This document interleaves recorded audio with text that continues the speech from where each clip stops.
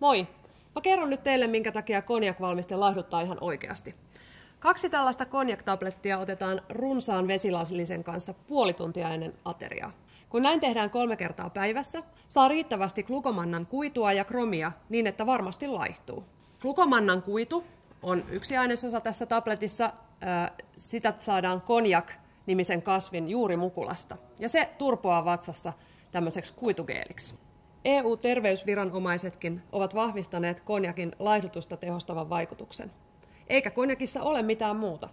Se on itse asiassa ainoa laihdutusvalmiste Suomessa, jonka kaikilla ainesosilla on terveysväitteet. Siksi se on niin turvallinen ja terveellinen käyttää. Mutta nyt näytän teille, miten konjak toimii. Leikitään, että tämä on mun vatsa. Runsas lasillinen vettä ja 2 tablettia.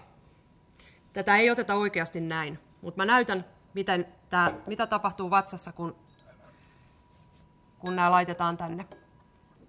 Näin vatsakin sekoittaa näitä ja muodostaa täyttävän geelin.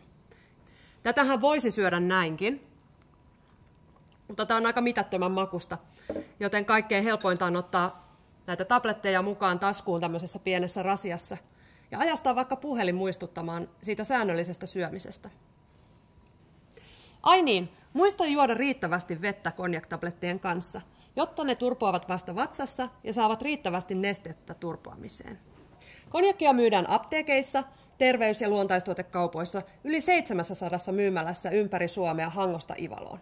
Konjakkikaan ei ole mikään ihmepilleri, mutta voin itse vakuuttaa, että se toimii kevyen ruokavalion kanssa.